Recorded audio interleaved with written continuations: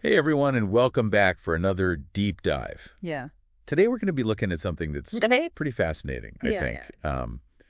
Reciprocity, Ooh. that give and take Yeah. that we do in basically every interaction. Yeah. Like when a friend does you a favor, Yeah. you feel like you owe them one back. Yeah. Or, you know, how about those free trials that companies are always offering? Right. Are they just being nice? Mm. So to really get into this, we're going to be using a couple of really insightful sources. Okay. The first one is called The Psychology of Reciprocity. Okay. And then we're going to be looking at this article called Reciprocity, the Ancient Social Norm of Returning the Favor. Interesting. And that was actually published on this website called Lennis. Oh, okay, cool. So yeah, buckle up, because this is a fascinating one. I think you're so right. It is fascinating. Right. What strikes me is how reciprocity isn't just like a modern invention. Right. It's woven into the fabric of human history. It's Yeah. like this ancient unspoken code. That helps us build trust and navigate relationships, even with complete strangers. Okay, so let's break this down a little bit. Okay.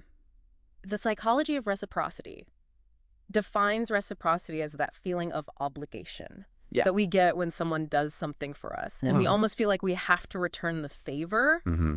But why are we wired that way? Yeah. It's not like there's a law that says you have to like bake cookies for your friend who helped you move. Exactly. Right. It's not a legal thing. It's totally a social and psychological thing. Right. The psychology of reciprocity suggests that our brains are basically wired for fairness. Okay. And reciprocity is kind of like this shortcut Yeah. that our minds use to make these like quick decisions in social situations. Mm-hmm. So if someone does something nice and boom, our brains are like, gotta do something nice back. Yeah. It's almost automatic. It really is. I have a really funny story about this. Okay. So one time, like a coworker covered my shift at the last minute. And I felt so obligated to return the favor. Right. Even though she insisted it was no big deal. Yeah. I ended up bringing her like a giant latte the next day. Like I couldn't not do something. Yeah.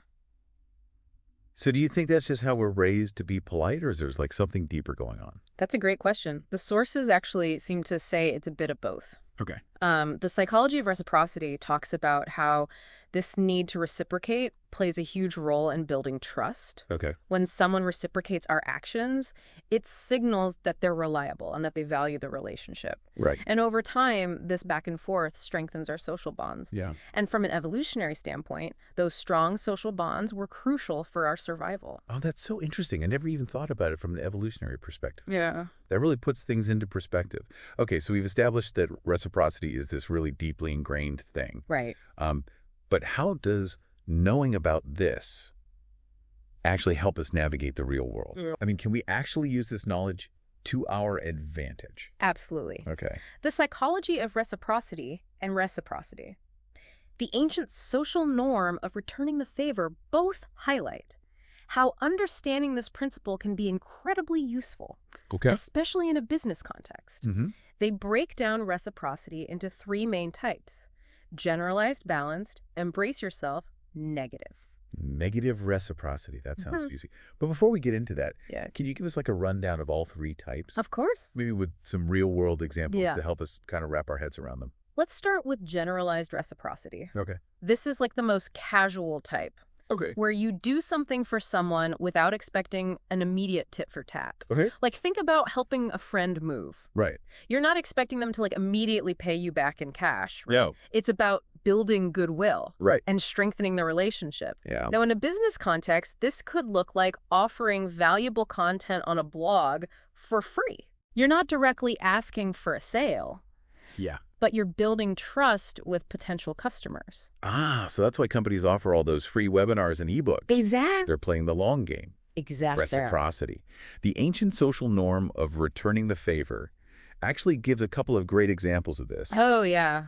They talk about how companies like REI and Pampers offer freebies to their loyalty program members. Oh, cool. It's like they're saying, hey, we appreciate your business, so here's a little something extra. Exactly. It's about fostering that sense of loyalty and appreciation. Yeah. Then you have balanced reciprocity, Yeah. where there's a clearer expectation of a return favor. Okay. So think about bartering or offering a discount to a customer who refers a friend. Right. There's a more direct exchange involved. Okay, I see how that works. Yeah. So where does this negative reciprocity come in? It sounds a little ominous. Well, it can be. Negative reciprocity is when one party tries to take advantage of the system Oh. by giving something small and demanding something much larger in return. I think of those like pushy salespeople Uh-huh. who use these manipulative tactics to pressure you into buying something that you don't need. Right. It's not about building a win-win situation. Yeah. It's about exploiting someone's sense of obligation. Whoa, that's a little unsettling. It's like that scene in a movie where someone does like a tiny favor and then demands a huge repayment later. Exactly like that. It can be a slippery slope. Yeah, okay, so it seems that businesses and even individuals can use this principle for good Right. or for, let's just say, less than good. It's Okay. all about intention. It's a great point. Yeah. Understanding the different types of reciprocity helps us see when it's being used ethically to build these mutually beneficial relationships Right. and when it's being used as a tool for manipulation. Right. Speaking of which, reciprocity, the ancient social norm of returning the favor, mentions this fascinating study about waiters and mints. Waiters and mints. Okay. Did you know that the number of mints a waiter leaves can actually influence how much people tip? What, really? Tell me more about this mint magic. Well, the study found that when a waiter left 1 mint with the bill, Yeah. there was a slight increase in tips. Okay. 2 mints. Uh-huh. Even bigger tip. But here's the kicker. If the waiter first brought 1 mint, Okay. then came back and said, "Oh, and here's an extra one just for you," Yeah. the tips skyrocketed. That's crazy. So it's not even just about the mints themselves. It's Right. about that personal touch. Yeah. That feeling of being singled out. Mhm. Like, Mhm. I wonder if that would work in other service industries. Oh, interesting. Like, what if a barista gives you an extra shot of espresso just because? That's a great question. It definitely makes you wonder how these subtle acts of reciprocity can impact our behavior Yeah. in all sorts of situations. This is blowing my mind. We've got to dive deeper into this. Yeah, it really does make you think, doesn't it? Yeah. That seemingly insignificant extra mint had a huge impact on tipping behavior. Yeah, it's like those mints like unlock some secret tipping code in our brains. Right. But why do you think that personal touch makes such a difference? Well, reciprocity, the ancient social norm of returning the favor, suggests it ties back to our subconscious desire to repay favors, Mm-hmm. even small ones. Yeah. That waiter going the extra mile, Yeah. even if it's just a mint, triggers a feeling of obligation in us. Right. It's like they're doing us a personal favor, Yeah. and we feel compelled to reciprocate. I hadn't thought about it like that, but it totally makes sense. It's almost like we're wired to keep things balanced to make sure no one's getting the short end of the stick. Exactly. And this principle isn't limited to waiters and mints. Right. Companies use it all the time, especially in marketing. Yeah. Think about those free trials we mentioned earlier. Oh, yeah. Like Spotify's free trial for their premium service. Mm-hmm. You get to enjoy all the benefits, ad-free music, offline listening. Uh-huh. And by the time the trial ends, Yeah. you've gotten so used to it, Right. you must feel obligated to subscribe. Ugh. I've totally fallen for that one before. It's like, well, I've already enjoyed all this free music. It would be rude not to subscribe now. Exact. Sneaky but clever. What other marketing tactics use this reciprocity principle? Well, reciprocity, the ancient social norm of returning the favor, also talks about loyalty programs, like the ones CVS and Pampers use. Yeah. You earn points for purchases, which you can then redeem for discounts or free stuff. Mhm. It's a classic reciprocity loop. Okay. You spend money, they reward you, you spend more money. It's a never-ending cycle, but I guess it works right. It does. It makes you feel like you're getting something back for your loyalty. Exactly. It's not all about manipulation, though, is it? No. There are companies that genuinely use this principle to build strong customer relationships, right? Absolutely. Mm. Reciprocity. The ancient social norm of returning the favor emphasizes that the most successful companies use reciprocity with integrity. Okay. They focus on providing genuine value to their customers, Yeah. not just tricking them into spending more. Right. It's about creating a win-win situation. So it's like the difference between offering a genuinely useful free trial Right. and just trying to hook people with a flashy promotion. Exactly. It's about building trust and fostering a sense of mutual benefit. Right. Remember Converse's free recording studios for musicians? Oh, yeah. That's a great example of a company using reciprocity to give back to the community without expecting a direct financial return. Yeah, that was a cool example. It's like they're saying, Yeah. hey, we love music and we want to support aspiring artists. Exactly. It's not about directly selling shoes. Yeah. It's about fostering goodwill, Yeah. and connecting with their target audience on a deeper level. Right. And that authenticity resonates with people. Yeah. Consumers are savvy. They can usually tell when a company's being genuine versus just trying to manipulate them. Yeah, speaking of manipulation, I wanted to circle back to something we touched on earlier. Okay. Those sneaky persuasion tactics Yeah. that exploit our natural inclination to reciprocate. What is reciprocity? Brought up a couple of those, like the foot in the door and door in the face techniques. Oh, right. Yes. Can we break those down a little bit? Of course. These tactics cleverly play on our sense of obligation, Okay. often without us even realizing it. Right. Let's start with foot in the door. Okay. It's all about getting a small yes first, Yeah. which then makes it harder to say no to a larger request later. So that's like when a friend asks you to help them move just one box, Yes, and then suddenly you're carrying a whole sofa up 3 flights of stairs. exactly. It's like they've gotten their foot in the door and Right. now they're wedging it open further Yeah. because you've already agreed to a small favor. Yeah. You feel a sense of commitment, making you more likely to agree to the bigger ask, Right. even if you're hesitant. Wow, that's so sneaky. I feel like I've definitely fallen for that before. I think we all have. What about door in the face? What's the deal with that one? Door in the face is kind of the reverse. They start with an outlandishly large request, fully expecting you to say no. Okay. Then they follow up with a smaller, more reasonable request, Right. which was their true goal all along. Wait, so they're basically slamming the door in your face first, Yes. and then hoping you'll feel bad and agree to the smaller request. You got it.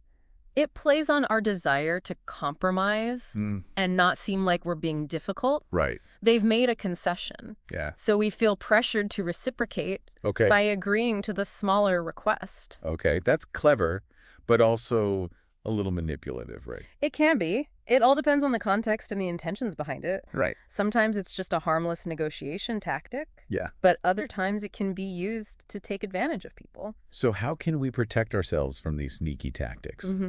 Do we need to start saying no to every little request just in case? Not necessarily. It's more about being aware of these techniques and understanding how they work, Okay. recognizing them when they're being used, can help us make more informed decisions Right. and avoid feeling pressured into doing things we don't want to do. That's good advice. It's like knowing the rules of the game so you don't get played. Exactly. It's fascinating how something as simple as a yes or a no can be so loaded. It really is. And it goes to show how deeply ingrained reciprocity is in our social interactions. Yeah. We've been talking about this principle in the context of businesses and marketing. But I'm curious, have you ever experienced a particularly powerful act of reciprocity in your personal life, one that really stuck with you? Ooh, that's a good question. I think. You know, now that you mention it, there was one experience that comes to mind. Oh, yeah. A few years ago, my car broke down. In the middle of nowhere, it was late at night, and I was all alone. I was starting to panic Yeah. until this older couple stopped to help. Oh. And they not only called a tow truck for me, but they waited with me until it arrived, Oh. even though it meant they were super late getting home. That was incredibly kind of them. It's amazing how strangers can step up in those moments. Right. I was so grateful. And it really made me think about how we all have the power to make a difference in each other's lives, even in small ways. Yeah. Like, I couldn't repay that couple directly, Right. but their kindness inspired me to pay it forward. So now I try to be that person for others whenever I can. That's a beautiful example of how reciprocity can create a ripple effect of kindness. It's like that saying, what goes around comes around, Right. but in a good way. Exactly. Yeah. And speaking of things coming around, you mentioned earlier that you had a personal story about reciprocity. Oh, What was it? it happened a few years ago when I was traveling solo in Southeast Asia. I was trying to catch a train, Yeah. but I got completely turned around. I couldn't read the signs and no one seemed to speak English. Oh, I was starting to feel really lost and frustrated yeah.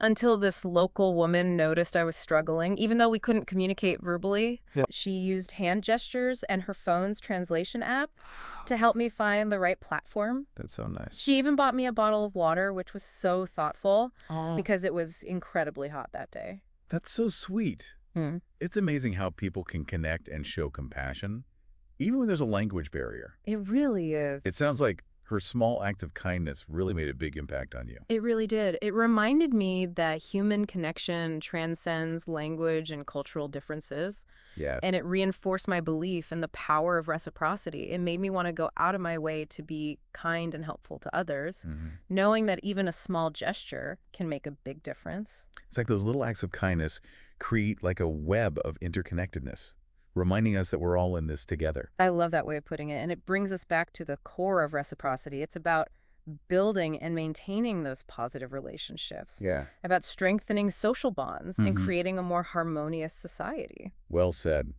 So we've covered a lot of ground today. From the psychology behind reciprocity to real-world examples in business marketing and even our personal lives. What are some key takeaways that our listeners can apply to their own experiences? First, I think it's important to remember that reciprocity is a powerful force, Yeah. and it can be used for both good and bad. Right.